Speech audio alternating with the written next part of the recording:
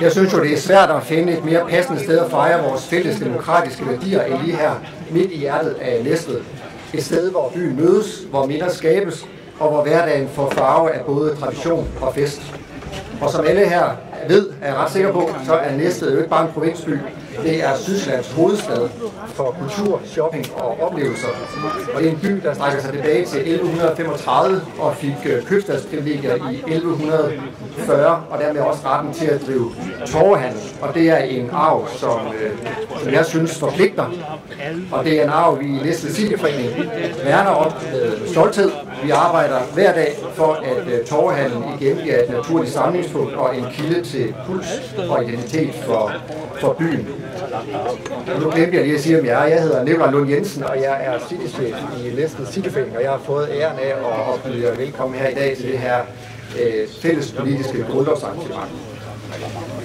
I Næstved der er vi jo rigtig mange, der skaber mindeværdige oplevelser, både hyggelige og overraskende hverdagsaktiviteter til, og så frem til større events og festivaler, som samler i tusindvis af gæster fra nær og fjern.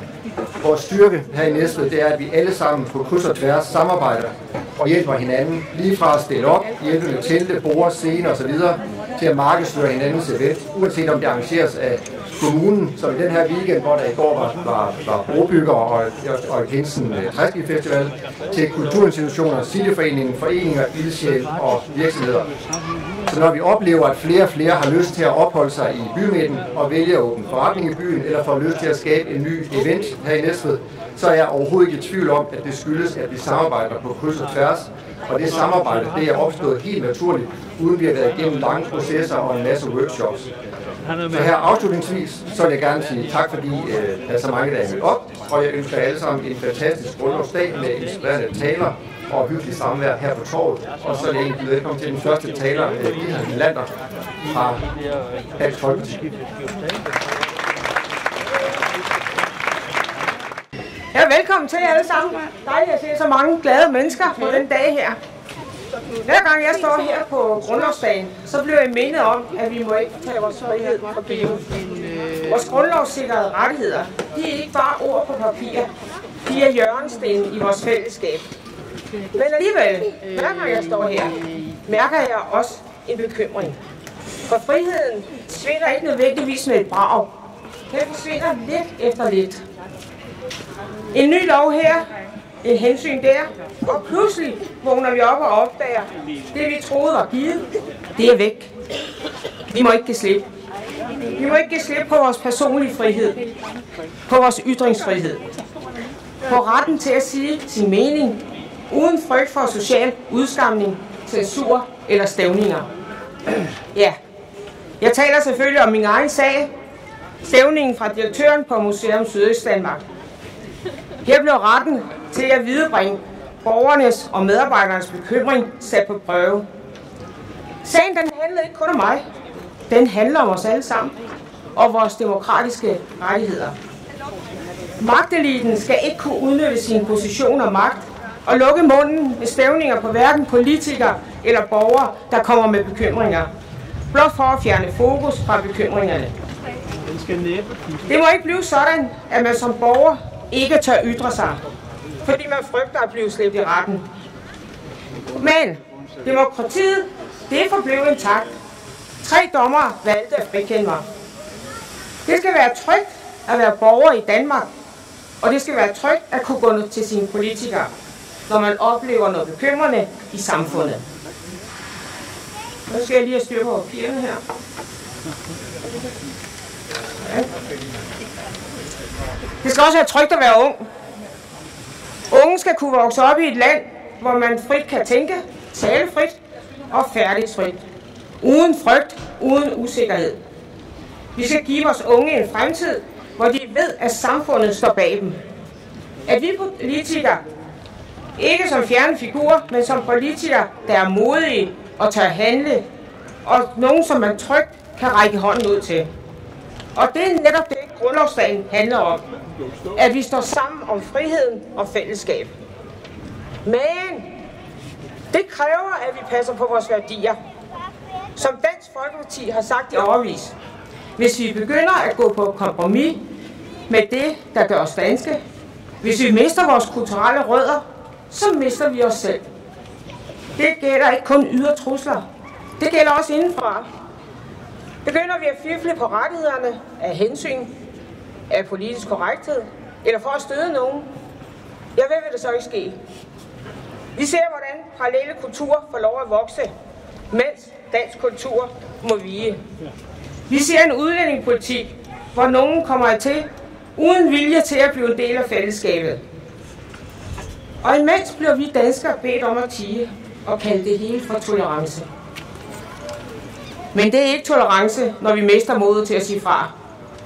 Det er ikke tolerance, når vi gør vores egne borgere utrygge. Det er selvopgivelse. Og utrygheden vokser. Priserne stiger. Afgifter pakket ind i grøn omstilling galopperer derudad. Folk sidder tilbage med en følelse af, at det hele er ved at løbe fra os. Trygheden, friheden forsvinder. Og vi bliver omdannet til rene skaffedyr. Men det handler ikke kun om økonomi. Det handler om sammenhængskraft. Og den lim, der holder Danmark sammen, hvis den forsvinder, hvis vi ikke længere føler som et folk, så begynder vi at miste tilliden. Og når tilliden smuldrer, så smuldrer demokratiet. Derfor skal vi værne om grundloven. Ikke bare som en højtidelig tekst, men som en levende påmindelse om, hvad det vil sige at være frie mennesker i et frit land. Så lad os lige huske i dag, at friheden er ikke gratis. At det skal være trygt at være ung. At man skal kunne færdes trygt, uanset hvor man bor. At man som borger skal kunne tale frit og gå til sine politikere med bekymringer uden frygt. Og så er jeg ved at være færdig. Ej, I skal ikke klappe endnu. Der er lige en lille side nu, men bilen hænger lidt sammen her.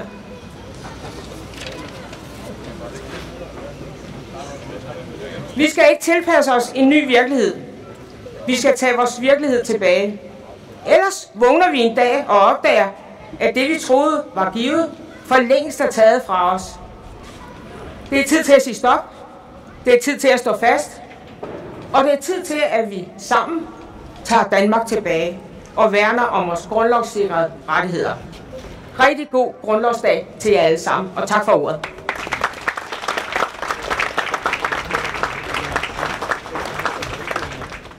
Når man som mig har prøvet at holde rigtig mange grundlovstaler, så sidder man jo det dilemma, at man jo starter med at sige, hvad skal man nu nævne noget om de resultater, enten man selv eller ens politisk parti, eller som byrådet har nået i en periode. Eller skal man begynde at drømme?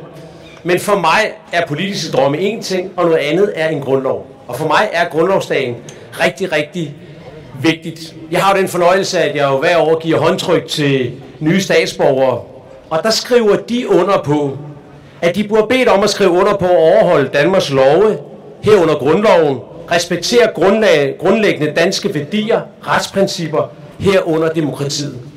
Os, der er heldige at være født i Danmark, ja, vi er automatisk danske statsborgere.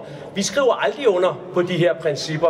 Vi tager det bare for givet, at sådan er det, at vi kan jo næsten til os, som vi vil. Vi er jo danske statsborgere. Det gør dem, der kommer udefra, ikke. De skal skrive under på det. Og vi skal nogle gange huske, at de rettigheder, vi har, det er jo ikke noget, der bare er der af sig selv, og det er heller ikke noget, der bare burde ved med at være en selvfølge, hvis vi udhuler de retsprincipper, de rettigheder, som vi har i dagligdagen. I Næstved er vi kendt for, at vi kan samarbejde. Jeg er jo næsten sikker på, at hvis man går ind og kigger på byrådets dagsordner, så er over 95-96% af sagerne, der er det et enige byråd. Og alligevel er der plads til, at man selvfølgelig en gang imellem ikke er enige om, må man bruge pesticider, eller må man... skal man kalde det et byråd eller en kommunalbestyrelse. Det er det, jeg synes, der er det gode ved rettighederne i et godt lokaldemokrati, som et byråd er. Det er, at man jo kan have lov at have holdninger og meninger om de ting, der fylder noget. Og alligevel, når de store sager banker på døren, så rykker vi sammen. Og så rykker vi sammen og står sammen og kan være sammen om det. Fordi det er jo et mandat, vi har fået af jer borgere her i Næstved. I år skal I til valg, det tror jeg de fleste, i hvert fald de fleste af dem, der sidder her, ved, at der er valgår i år, fordi de er i gang med at forberede sig med valgkamp og så videre. Og der er det jo sådan set dejligt, at vi bare som danskere kan gå over og slå et lille kryds på et stykke papir. Jeg vil bare sige, at papiret til Region Østbro er temmelig stort, men sådan er det, at I kan gå over og stemme på et parti. I kan stemme på en person, I kan også lade være med at stemme. I kan stemme blank. Det værste, man gør, det er sådan set, hvis man går og slår et stort kryds på det hele og kalder det fuck ja, eller hvad man nu kan finde på at skrive på stemmesiden af Anders Sand eller Mr. T over for USA, som vi jo nogle gange ser, der er nogen, der skriver. Fordi så synes jeg, man misbruger den ret, man har som en del af at være dansker. Det der med at overholde grundloven og få lov til at være det, der gør I det. I går over og bruger jeres ret til at stemme. Desværre så oplever vi jo stemmeprocenten, den er faldende. Og det er et problem for demokratiet, det er et problem for vores samfund, at færre og færre går over at stemme. Så vi skal til at gøre det lidt mere til en festdag. Alle kan godt huske, at de var 18 år første gang, eller 19, ligesom hvornår der var valg, så måtte man stemme, det skulle man. Men når man så både 20, vil jeg bare sige, så glemmer man det lidt. Fordi så er man måske flyttet hjemmefra, og mor og far, det er ikke det der med, at man går over og stemmer sammen med dem. Og det er et demokratisk problem. Det, der er vigtigt i Næstved, og det synes jeg faktisk havde det vist lidt i går, det er, at det der med at bygge bro, det skal man gøre blandt politikere. Man skal gøre det blandt sine naboer. Man skal gøre det i foreninger. Man skal gøre det blandt kultur, region, idrætsforeninger, alle foreninger. Det der med at bygge bro. I går, der var så mange dygtige elever i alle mulige faggrupper, der viste, at når man står sammen, så rykker man, og så får man resultater. Og det er altså også det, man gør i et demokratisk samfund. Hvis man står sammen og får stemt, husker at gå over og stemme, uanset hvad man stemmer på, så kan man da godt være lidt uenig med naboen. Det kan være, at det er naboen, der har svært ved at komme over og stemme. Så kan det være, at man lige skal banke på og sige, vil du ikke køre med mig over at stemme? Og når vi så kører hjem, så tager vi en kage med til kaffen, eller ved du hvad, jeg giver stegt flæsk i aften, eller noget andet, og får det fællesskab, som demokratiet er. For hvis vi lukker os selv mere og mere inde, kære venner, så burde vi fattige af demokrati, vi burde fattige af samfund, og en dag så står grundloven, det er en, der står i en hylde inde på Folketinget, og vi glemmer den. Jeg vil bare ønske jer alle sammen en rigtig, rigtig god grundlovsdag, og håber det bedste for alle sammen. God fornøjelse hele dagen. Altid. Og nu er det jo sådan, at det er ikke sikkert, at alle har programmet, men hvis der var nogen, der var i tvivl, så var det lige vores borgmester, Carsten Rasmussen fra Socialdemokratiet. Og nu er det så undertegnet Rune Christensen, borgmesterkandidat for Konservativ. Og sådan er det jo her i dag, at alle partier har haft mulighed for, og har også sagt ja til at stille op. Og det synes jeg bare er enormt smukt og meget sigende for det demokrati, vi har. Det er nemlig en historisk dag i dag, som alle grundlovsdage jo er det. Vores grundlov er blevet et år ældre, vores demokrati er blevet et år ældre, 176 år. Og ligesom med alle andre fødselsdage, så er det naturligvis noget, der skal fejres. Så er det jo også farsdag, dagen hvor fædre landede over til gode ses med en ny hækkesaks eller en æske chokolade. Og så har jeg det sådan, at traditionen her med at fejre grundlovsdag, den er lang. Den er sikkert lige så lang som, har sikkert lige så lang en historie som grundloven selv, og det er en god og en rigtig tradition. Det var den 5. juni 1849, at Danmark fik sin frie forfatning, vores grundlov. Folket fik magten. Ikke ved blodige opstande, som i rigtig mange andre lande. Nej, det var en revolution i fred. Civiliseret og ublodig. Og det er værd at fejre. Og derfor er det også vigtigt, at vi stadigvæk holder fast i grundlovsdag, som dagen, hvor vi fejrer, at vi er et frit folk med retten til at bestemme over os selv. Grundloven, den sikrer os retten til at tænke og tro og tale, og til at forsamles, som vi gør det her i dag. Men man må ikke forveksle det med, at vi har frihed til også at vælge alting, nemlig værdierne. Det har vi ikke. Tværtimod, så hviler det danske samfund på nogle meget fundamentale værdier og personlig frihed, respekt for menneskeliv, og de er ikke til diskussion. Lige rettigheder for alle, ligestilling mellem kvinder og mænd, det er et andet fundamentalt princip i vores samfund, og vores personlige frihed, det er der ikke nogen, der må tage fra os. Igen i år er vi jo så samlet her på den her dejlige plads ved Rådhuskronen, og nu skal vi jo selvfølgelig, selvom der er både øl og sodavand på bordet, ikke lade den glade stemning helt løbe af sted med os, fordi grundloven er faktisk også en alvorlig sag. Det er begreber som demokrati og folkestyre, og grundloven er jo i sig selv bare et par siders tekst. Og love, det kan man fortolke, man kan bruge dem, man kan misbruge dem. Men det, der er det særlige ved grundloven, det er de rammer, den sætter. Den sætter nemlig grænser for, hvad vi politikere vi kan, og den opsætter nogle regler for, hvad vi politikere vi må. Det gør grundloven så på et meget overordnet plan, og det er måske det, der nogle gange gør, at vi politikere vi taler lidt forbi hinanden. Indimellem taler vi måske også en lille smule forbi borgerne. Og derfor der bør grundlovens dag være dagen, hvor vi politikere vi bliver mindet om grundlovens ånd, og ikke bare dens bogstav. Og dens ånd, det er respekten for borgerne. Det er inddragelse af borgerne. Og det er, at borgerne de forstår politikerne og politikken. Og derfor er grundlovens essens borgerne. Prøv at tænke på historien. Grundloven er den eneste lov, der ikke er skabt hverken af eller for politikere. Grundloven er skabt på initiativ af borgere, og den er skrevet af en grundlovsgivende forsamling, der ikke var politikere. Så det er borgerne, der er centrum for grundloven, og det er borgernes lov, vi fejrer i dag, og det er det borgernære, som grundloven den husker os på, og derfor er grundlovsdag vigtig, og derfor er det rigtig flot, at der er kommet så mange i dag, og vi håber, at vejrguderne er med alle partiernes talere, og så må vi se, om valgguderne er med alle partierne til den næste demokratiske festdag, nemlig den 18. november, hvor der er kommunalvalg. Kan I have en rigtig god grundlovsdag.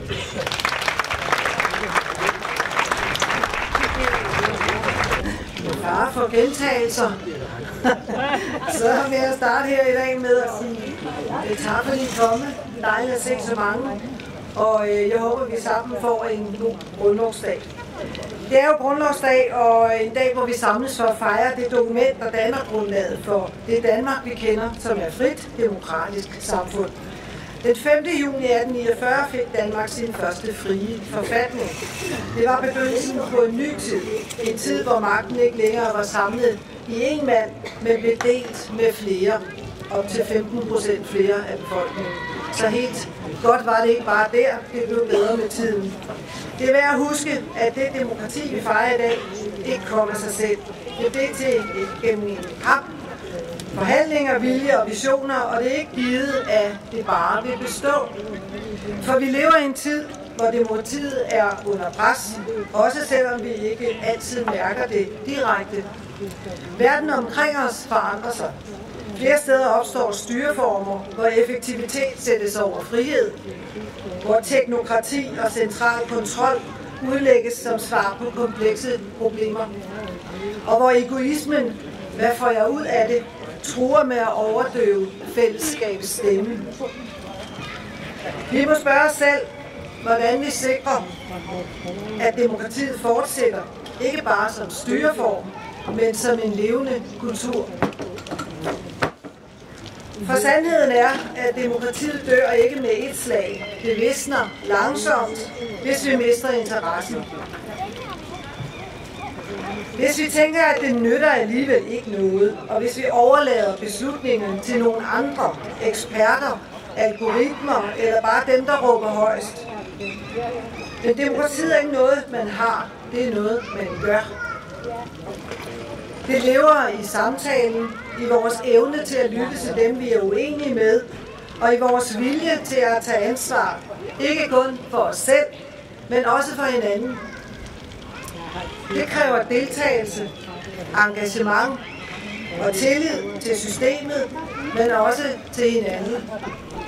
Vi må sige det højt. Der findes ikke et demokrati uden medborgere, og der findes ikke fællesskab uden vilje til at række ud, og der findes ikke frihed uden ansvar. Så i dag på Grundlovsdag er det værd at minde os selv om, at grundloven ikke er en afslutning, men en begyndelse. Den giver os rettigheder, men det kalder også på vores deltagelse. Vi arvede demokratiet, nu er det vores opgave at føre det videre. Styrke det, forsvare det og gøre det relevant for dem, der kommer efter os. Tak fordi I lytter, og tak fordi I tager del. Rigtig god Grundlovsdag.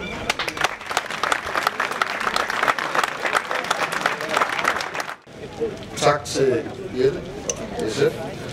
Tak til jer, og ligesom Jette sagde, så er det med far for gentagelse, så jeg tror, der kommer nogle ord, som I kan skrive ned på bullshit-pladen i negative, men fordi de bliver gentaget ret mange gange. Og jeg skal ikke lade os lidt for det. Vi er samlet i dag for at fejre noget af det vigtigste, vi har. Det er vores demokrati, vores fællesskab, vores fundament på, hvordan vi kan være sammen på grundloven. Vi samles ikke som modstandere, men som medspillere.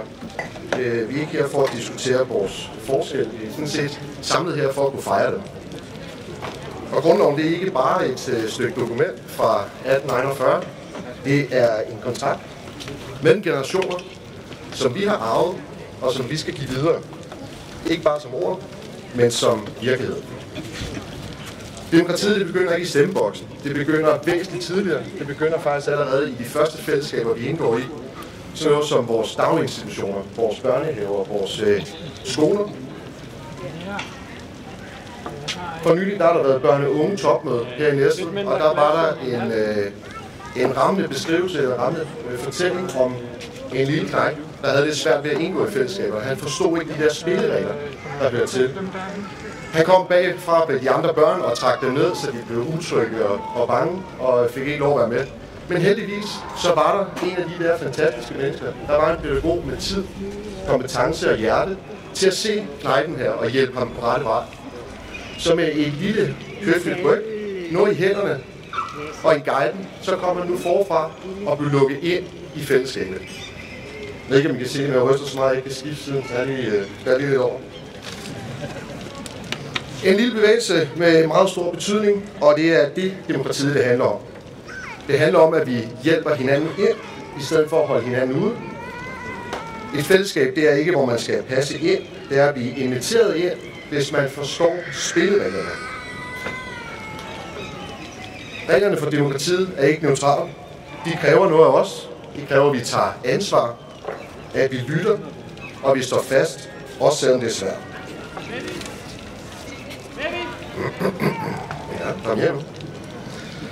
I de uger her, der diskuterer vi vidt og bredt, både på landsplan og nationalt, hvad folk de må sige til et skolevalg. Det er Israel og Palæstina, der er kommet op, og man har lagt noget beslag på. Og her, der følger vi, eller jeg, følger ikke hovedpartiets retning, i hvert fald den første af dem, til et demokratisk valg, et skolevalg. Der kan man diskutere alt. Punktum. Det skal simpelthen ikke censureres eller holdes ude, fordi emnet er svært. Og det er svært. Det er komplekst. Men derfor skal man stadig ikke kunne diskutere det. Hvis vi forventer, at vores skoleelever de kan diskutere noget så komplekst, så forventes det også, at vi giver dem tid, vi giver dem plads og rum til at sætte sig ind i det her. Det skal ikke bare være 20 mærksager til et skolevalg, der hurtigt skal klemmes igennem og presses ind på en tale på 5 minutter, tænker jeg, de holder. Vi skal insistere på, hvordan vi debatterer. Ikke så meget, hvad vi debatterer. Vi skal kunne gøre det ordentligt og med respekt for hinanden.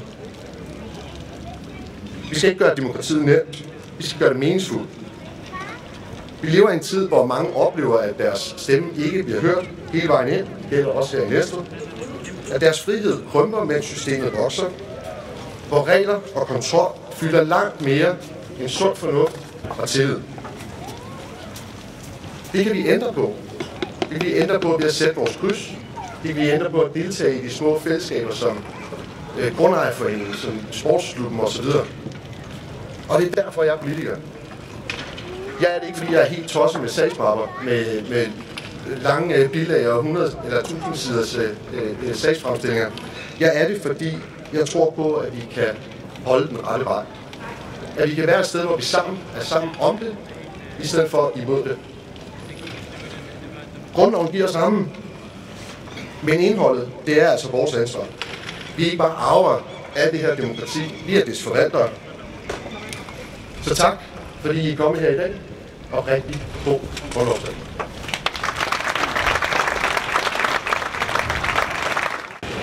Hvor er det dejligt at se, at der er så mange. Jeg vil starte med lige at præsentere mig selv. Jeg hedder Tommy Lindgaard. Jeg er fra Enhedslisten. Og så skal jeg beklage, min printer i morges, den besluttede, den ikke ville virke. Så jeg står med den her lille knidrede basse og har min tale. Den sagde, stop papir i mig. Ja, det bliver at vide, jeg stopper ikke i vognen på, så det er papir. Men den var ligeglad. Og derfor må jeg stå her. Jeg vil starte med at lave et citat fra grundloven. Enhver er berettiget til i skrift og tale og offentliggøre sine tanker, dog under ansvar for domstolene. Censur og andre forebyggende forholdsregler kan ingensinde udføres. Vores regering, de har lagt den udøvende magt, har lagt et voldsomt pres på den dømmende magt, anklagemyndigheden, for at undertrykke debatten om Palæstina. Jeg vil bruge eksemplet Nadine. Hun er 27 år. Som 8-årig flyttede hun til Langeland, fordi hendes mor fra Tyskland giftede sig med en dansk mand. Statsamtet gav hende dansk statsborgerskab. Hun kom så til på en Facebook-side for Politikken, hvor de behandlede Palæstina-konflikten og skrev, jeg kan sgu godt forstå, at de reagerer efter 73 år. Der blev rejst en sag mod hende ved domstolene, fordi hun havde jo støttet terrorisme, mente de.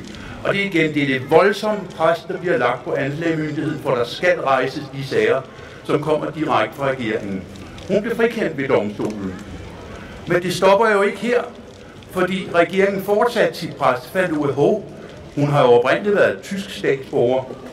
Så nu ville de tage statsborgerskabet fra hende, og fandt fejl i sagsbehandling og ting og sager, og synes, nu kunne vi godt tage det. Den røg så ind til Integrationsministeriet og siger, nej, der er sgu ingen fejl. Men så lykkedes det digitaliseringsministeren af alle ubetydelige personer at finde en fejl i sagsbehandlingen. Så Nadine er frataget sit danske statsborgerskab, og hun bliver truet med, at hendes 2 børn på 8 og 10 år, de mister det også. Det er virkelighedens Danmark. Og så vil jeg følge op på det, Kasper sagde før, for det er fuldkommen rigtigt. Bestyrelsesformanden for Esbjerg Havn, Søren Gade, som har en bibeskæftigelse som formand for Folketinget, mener ikke, at danske skoleelever må tale om Palæstina og Israel-konflikten. Som en lærer, jeg kender, sagde det var noget, vi beskæftiger os med i faget. Den konflikt har meget 2000 år. Selvfølgelig er det noget, vi taler om, når vi taler historie, geografi, alle mulige fag. Og at Folketinget på den måde, Folketingets præsidium, mener, at det er noget, som skoleelever ikke må tale om til skolevalget, det er i min verden fuldkommen skørt. Men der er andre ting i vores grundlov, der er truet. Nu har vi lige truet ytringsfriheden. Så er der den, der hedder rigets ukrænkelighed. Det er den, der beskytter os som borgere. Der kan ikke komme nogen og forgribe sig på os. Eller, jo, det kan der jo for øvrigt. Hvis vi tager en tur til Aalborg, så er det planen, at der kommer amerikanske soldater til Aalborg. Men de kommer ikke til at blive omfattet af dansk straffelov.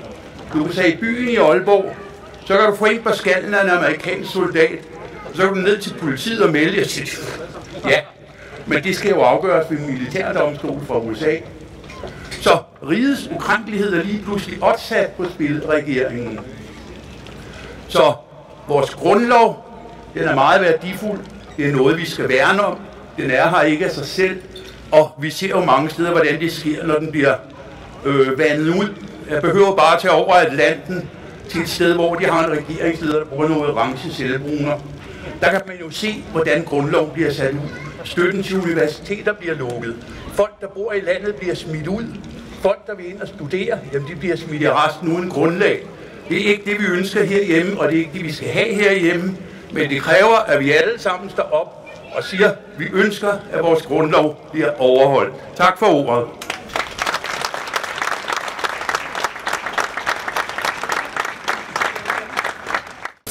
Tak til Tommy. Tak fordi jeg må tage 5 minutter af jeres tid. Mit navn det er Kenneth Sørensen. Jeg er medlem af byrådet og er gruppeformand for Venstre. I dag fejrer vi grundloven. Den dag, hvor vi hylder fundamentet for vores samfund, friheden og vores rettigheder. Og den kunst at kunne diskutere ting i timevis uden nødvendigvis at blive enige. Grundloven blev underskrevet i 1849, og vi gik fra enevælde til folkestyre. Fra kongens vilje til folkets stemme. Og det, mine damer og herrer, det skal fejres, og det gør vi heldigvis i dag. Især i en verden, hvor folk som Putin og Trump reagerer, det må være ganske forfærdeligt at bo og leve i deres diktatur helt tæt på. Derfor skal vi værne om vores folkestyre. For mig er grundlovsdagen en fejring af netop det stærke folkestyre, vi har. Jeg tror på, at hver enkelt borgers frihed, ansvar for eget liv skal styrkes. Et stærkt civilt samfund. Et Danmark, hvor borgerne ikke styrer centralt fra København, men at have frihed lokalt, ude i kommunerne, i virksomhederne og helt hjem på køkkenbordet på Terfru Jensen. Jeg tror på, at folk godt selv kan bestemme over deres liv. Det er ikke staten, der skal bestemme alt. Det er mennesker, der har skabt vores samfund, og vi skal stole på, at man godt selv kan træffe sine frie valg. Grundloven giver os ret til at tale frit, tro frit og vælge frit, også politisk. Og den ret bruger vi heldigvis flittigt. Så flittigt, at det danske demokrati står stærkt ude i verden. Mange lande er os misundelige og vil ønske, at de har samme ytringsfrihed og samfund som os. Det både skal og kan vi være stolte af. Venstre og jeg er med hele vejen.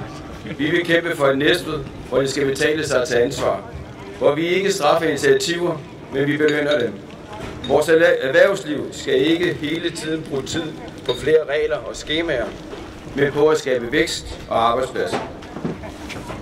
Vi kæmper for, at vores velfærd skal være stærk, men også bæredygtigt.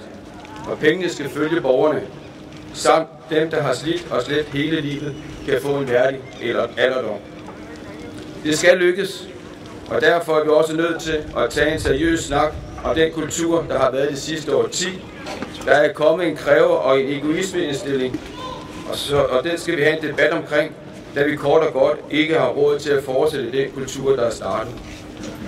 Vi bliver heldigvis ældre og ældre, men i samme moment bliver der også færre og færre til at tjene pengene. Og da ordet nej i opdragelsen er blevet fyreord, fordi vi alle sammen bare gerne vil vores børn og børnebørn det bedste, bliver dette en glidebane, hvis vi ikke tør tage en snak om bagsiden af netop denne kultur. Og for at citere Nick Øgendalens fantastiske show fra i går ude i arenaen, hvor han underholdte og blandt andet kom ind på sin opdragelse, og som hans mor havde sagt til ham, man må gerne selv tage ansvar og tænke selv. Budskabet det blev helt sikkert overbragt noget sjovere i går, end det jeg lige har præsteret, men pointen det bør give os alle sammen stof til eftertanke. Demokrati kræver deltagelse, og det kræver, at vi husker os selv på, at selvom vi er uenige, så er det i frihedens navn, at vi sammen kan tage en debat, uden at tale personligt eller blive personlige over for hinanden. Og vi skal mødes hinanden øjne over midten i kompromisets tegn, helst med en kop kaffe og med respekt for hinanden, også selvom debatten handler om vores fremtidige havn, parkeringspladserne og ikke mindst Rådmandshaven. Så lad os bruge grundlovsdagen til at minde hinanden om, hvorfor vi overhovedet gider blande os. Det handler ikke om magt, men det handler om meninger. Det handler om vores alles fremtid, alles frihed, ansvar og ikke mindst tilliden til systemet og os som mennesker. Og så handler det om, at man ikke nødvendigvis skal have en plan for hele Danmark fra en skrivebordsplads inde på Slotsholmen, men nogle gange rent faktisk komme ud og lytte til dem, der bor der, hvor virkeligheden rent faktisk er. For eksempel som i dag, hvor jeg står her og rigtig gerne vil lytte og i dialog med jer efterfølgende. Så lad os værne om vores demokrati. Lad os bruge vores rettigheder med respekt og humor. Lad os fortsætte kampen for alle borgere i vores kommune med mere frihed, mere ansvar og mindre bøvl. Tak for ordet og glædelig grundlovsdag. Jamen, jeg vil også gerne sige tak for, at jeg kan tale i dag. Jeg hedder Andreas Burger-Marli og er gruppeformand for Radikale Venstre i byrådet. Og det er noget ganske særligt, at vi står sammen her, alle partier. Og derfor så vil jeg også bare starte med at sige tak til Kasper Schneider fra Liberal Alliance, fordi han har om nogen fra byrådets side taget en tørn om at få os alle sammen samlet. Så tak for det, Kasper. Fordi det er en festdag på denne grundlovsdag. Det er jo den dag, hvor vi fejrer den danske revolution. Og ja, vi har jo ikke haft så mange af dem. Der er for kort mellem måltiderne, plejer man at sige. Men for 176 år siden, der skete der faktisk noget revolutionerende i Danmark. Vi tog afsked med enevælden og sagde goddag til grundloven. Det var starten på demokratiet i Danmark, eller vi kan i hvert fald sige en slags start, for det var jo kun 15% af befolkningen, der fik lov at stemme. Det svarer jo lidt til, at det kun er dem med haver, der kan bruge stemmesedlen. Det er jo ikke ligefrem folkestyre, men det var da en begyndelse. Og med grundloven, der fik vi magtens tredeling. Regeringen fik ansvaret for at lede landet, Folketinget fik lovgivningen, og domstolene skulle sørge for, at reglerne blev overholdt. Og vigtigst af alt, man måtte ikke blande det sammen. Det var lidt af en frisk idé dengang, men det var nødvendigt, og det virker stadig, hvis vi ellers værner om det. Vi fik også frihedsrettigheder. Vi fik retten til at sige, hvad man mener. retten til at samles, retten til at diskutere, være uenige og stadig være en del af samme fællesskab. Det er det, som gør demokratiet levende. Og netop det, fællesskabet, er noget af det, som Grundtvig havde blik for. Ifølge ham så var folkeoplysning en forudsætning for et velfungerende demokrati. Det skulle ikke være for de lærte, de rige og de begavede alene. Nej, det skulle være for alle. For som han skrev, at lyset for de lærte blot til ret og galt at stave. Nej, himlen under flere godt, og lys er himlens gave. Og det er da smukt. Og det behøver faktisk ikke at være så højpandet. Vi skal ikke alle sammen kunne citere Platon baglæns. Det handler ganske enkelt om lysten til at lære nyt. Det kunne fx være at lære at bage surdejsbrød, at forstå, hvad inflation er, at spille ukulele eller tale med sit barnebarn om, hvad kunstig intelligens er. Man kan blive klogere på lokalhistorien, lære nye sprog eller bare opdage, hvordan man taler ordentligt med nogen, man er uenig med. For når vi lærer, så flytter vi os. Og når vi flytter os sammen, så skaber vi fællesskab. Og her i Næstved er det ikke bare teori. Det er noget, vi bygger kommune på. Vores kulturinstitutioner er helt centrale for den dannelse og fællesskab, og dem kan vi være stolte af. Biblioteket, musikskolen, ungdomsskolen, Rønbæksholm, Holmegård Værk, svømmehallen og hele foreningslivet. Det er steder, hvor vi lærer, oplever, puster, sveder, griner, diskuterer og vokser sammen som borgere. Det tager årtier at bygge dem op, med kun et øjeblik at rive dem ned. Og derfor så har vi som byrådspolitikere et særligt ansvar at passe på vores lokale kultur, investere i den, værne om den. Ikke fordi det er hyggeligt, men fordi det er nødvendigt for et levende demokrati. Og når vi kigger tilbage, så er det slående, hvor langsomt det gik med at udvide demokratiet. Fra 1849 skulle der gå hele 66 år, før kvinder fik stemmeret. Og i dag så kæmper vi jo stadig med, at ikke alle føler sig hjemme i demokratiet. At det ikke føles relevant eller åbent for alle. Og det er en udfordring, som skal tages alvorligt. For demokratiet bliver kun stærkt, når vi bruger det. Og når vi fejrer det i dag, og når vi øver os på det i morgen. Når vi taler med hinanden over hækken, i supermarkedet eller til Træskibsfestivalen i weekenden. Hver gang vi møder hinanden, og hver gang vi rækker ud, så styrker vi det, der blev sat gang i 1849. Så holder vi liv i demokratiet. For én ting er sikkert, det kommer ikke af sig selv. Tak for ordet. Tak for ordet. Jeg hedder Mia Linda Møller, og jeg er sygeplejerske, og jeg stiller op for første gang til politik. Jeg er bysbarn, og det betyder jo, at jeg har boet i Næstved i hele mit liv. Men kære borgere i Næstved, kære kollegaer i de forskellige partier, kære alle. I dag fejrer vi vores grundlov. Et fundament, der ikke blot beskytter vores frihedsrettigheder og demokratiske værdier, men som også forpligter os. Forpligter os til at tage ansvar for hinanden, for vores fællesskab og for den verden, vi er en del af, og som er i hastig forandring. Hos Moderaterne tror vi på, at politik ikke handler om blokke og ideologiske skyttegrave. Det handler om mennesker, om det levede liv. Det handler om børnene i skolen, der har brug for ro og tryghed for at dannes og uddannes. Om sygeplejersken, der længes efter tid til omsorg og sygepleje. Om den selvstændige, stor som lille, der drømmer om at skabe og bidrage. Om ældre, dem er der 37% af i Næstved Kommune, der ønsker værdighed og medbestemmelse, og unge, der ønsker håb.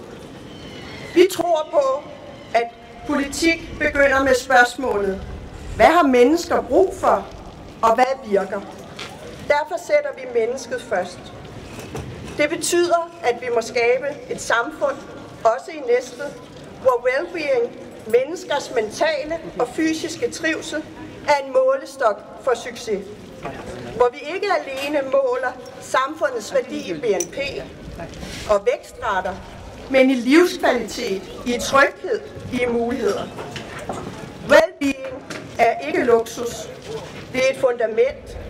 Et fundament for, at mennesket trives, lærer bedre, arbejder bedre, bidrager mere og lever længere. Når vi investerer i trivsel, i psykiatrien, i forebyggelse, i fællesskaber, så bygger vi et stærkere samfund. Men det menneskelige perspektiv kan ikke stå alene. Det må gå hånd i hånd med det ansvarlige. Derfor er bæredygtighed også en grundværdi. Ikke kun som klimapolitik, men som tankegang. Bæredygtighed handler om at tage ansvar for klimaet, ja, men også for vores økonomi, vores velfærd, vores institutioner. At tænke i helheder, at træffe kloge valg, som også holder i morgen. Vi skylder vores kommende generationer mere end tomme løfter. Vi skylder dem handlekraft. Og vi ved godt, at grøn omstilling kræver mere end symbolpolitik. Den kræver samarbejde på tværs, investeringer og nytænkning. Derfor tror jeg også på, at forandringer er et mulighedsrum, der giver mennesker frihed og systemer fleksibilitet. Og et arbejdsmarked, hvor flere kan og vil bidrage.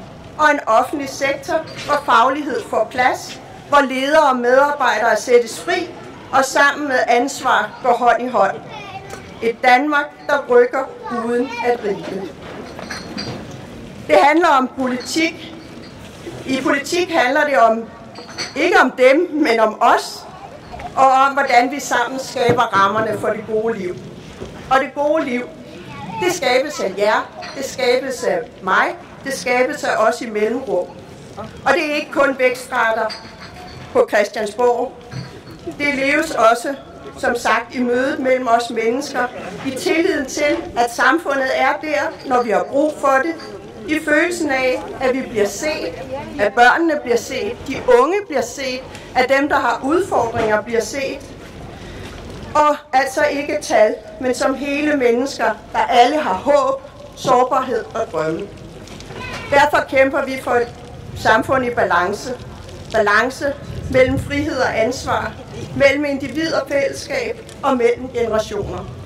Og vi ved godt, at balancer er svære.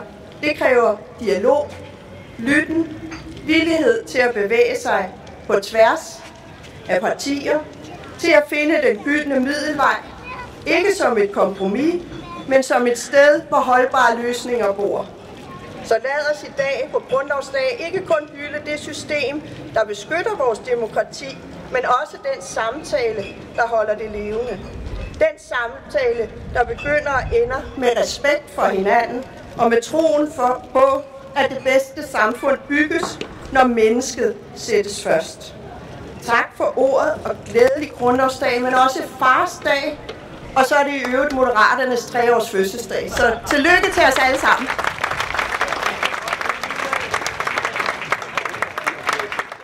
Kære alle, mit navn det er Julie Kleis Andersen, og i dag der repræsenterer jeg Liberal Alliances Ungdom.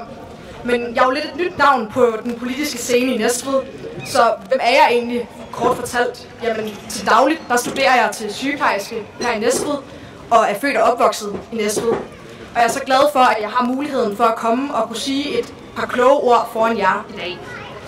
Men jeg vil dog være ærlig med jer.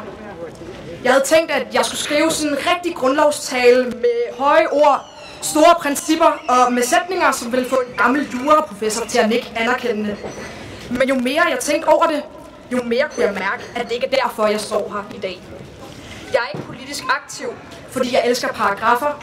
Tværtimod. Jeg er politisk aktiv, fordi jeg synes, at vi i Danmark har noget, vi kan være stolte af. Vi kan være stolte af vores evne til at give og modtage tillid. Tillid til os selv, hinanden og tillid til et større projekt. En tillid, som vi hver dag møder i form af politikere, som vi får valgt. En tillid til, at de overholder og værner om vores grundlov. Denne tillid er ikke noget, som opstår af sig selv. Det er noget, som vi bygger langsomt ved at tage ansvar og møde hinanden med åbenhed, integritet. Det er den slags tillid, vores grundlov bygger på. At vi tør give magten til nogen, vi ikke nødvendigvis er enige med. At vi accepterer spillereglerne, også selv når vi taber.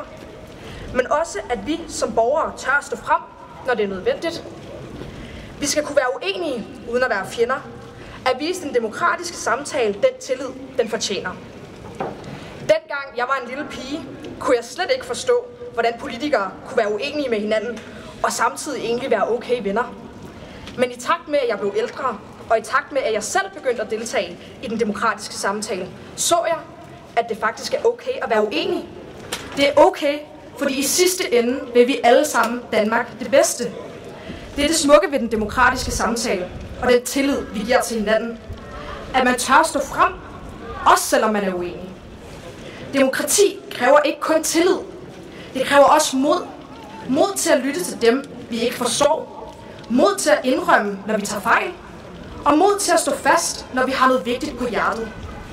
Grundloven garanterer os friheden, men det er os selv, der skal fylde den med indhold.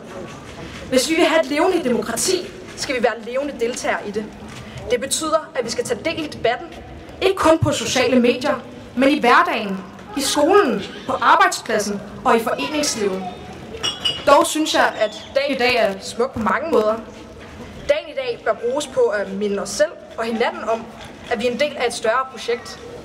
Et projekt, der ikke starter i Folketings- eller byrådssalen, men et projekt, der starter med os og den tillid, vi giver til hinanden. En tillid, som vi har bygget gennem flere generationers indsats. Det var kort, men jeg vil takke mange gange for ordet. Det var en fornøjelse og rigtig god grundlovsdag. Kære medborgere i Næstved og kære alle sammen. Mit navn er Liselotte Katarina Rothfeldt, og jeg stiller op for første gang her i Næstved Kommune for Alternativet. Så man er lidt nervøs, så bærer med mig. Nå, grundlovsdag. En dag, hvor vi fejrer vores demokrati, vores frihedsrettigheder er det fundament, vores samfund det bygger på. Grundloven sikrer os retten til at ytre os, til at forsamles og til at leve i et frit og et retfærdigt land. Men grundloven handler også om det ansvar, der følger med disse rettigheder. Et ansvar for hinanden, for vores fællesskab. Og jeg vil hævde i dag et ansvar for de omgivelser, der former os og giver os liv. Vores natur med alle de fantastiske levende og sansende dyr. I Næstved Kommune er vi begunstiget. Vi lever i et landskab, der er rigt på skønhed og diversitet. Tænk på Sugesåen, Danmarks længste å, der bugter sig gennem vores kommune og skaber liv og frodighed. Tænk på vores kyststrækning ved Karpelsminde og Gavnø, med strandenge og et rigt fugleliv. Tænk på skove som Herlufsholmskoven eller skoven omkring Holmegård Mose, der inviterer til ro, fordybelse og eventyr. Disse naturområder er ikke bare smukke kulisser, de er vitale økosystemer. De renser vores luft og vand. De er hjemsted for utallige arter og planter og dyr, hvoraf nogle er sjældne og truede. De er vores fælles arv, en arv vi har pligt til at værne om og give videre til kommende generationer. Grundloven taler ikke direkte om naturbevarelse med store bogstaver, men den ånd, der gennemsyrer grundloven. Ånden om fællesskabets bedste, om ansvarlig forvaltning og om beskyttelse af værdier. Den ånd kalder på, at vi tager naturens stemme alvorligt. For hvad er vores frihed værd, hvis vi ikke har en ren luft af indånding? Hvad er vores ret til ejendom værd, hvis jorden udpines og mister sin frugtbarhed? I Næstved arbejder vi allerede for mange fronter for at passe på vores natur. Der er projekter for at forbedre vandmiljøet i Sugesåen, initiativer for at beskytte sårbare arter i Holmegård Mose, en stigende bevidsthed om vigtigheden om biodiversitet i både by og på land. Det er godt, at vi kan og vi skal gøre meget, meget mere. Ligesom grundloven er en levende dokument, der tilpasses nye tider, skal vores forhold til naturen og i det hele taget til levende, sansende, følende dyr, der i udbredt grad også i dagligt groft udnyttes i landbruget, udvikles og ændres betydeligt. Vi skal sikre, at udviklingen af vækst sker på naturens og dyrenes præmisser. Vi har alt for længe alene været på menneskets præmisser, uden at tage hensyn til nogen form for hensyn til vores smukke planet. Vi skal tænke i helheder og langsigtede løsninger. Plads til vild natur og dyrenes rettigheder, også selvom ændring af vaner føles svært. Her kommer grundlovens ånd igen ind i billedet. Demokrati handler om deltagelse. Lad os derfor i fællesskab tage ansvar for vores lokale natur og dyrene. Lad os engagere os i lokale naturforeninger, grønne nabofællesskaber med videre. Lad os stille krav til vores politikere.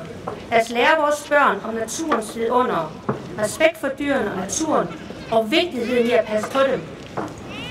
Lad os selv gå forrest med gode eksempler i vores egne haver, på hvilke fødevarer vi vælger at indtage i vores daglige færden.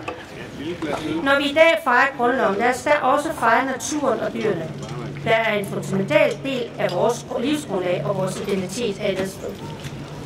Lad os forpligte os til at være lige så gode vogtere af vores grønne og blå arv, som vi er for vores demokratiske rettigheder. For i sidste ende hænger de uløseligt sammen. En sund natur og en sund indstilling til alt levende omkring os er en forudsætning for et sundt samfund. Glædelig grundlovsdag.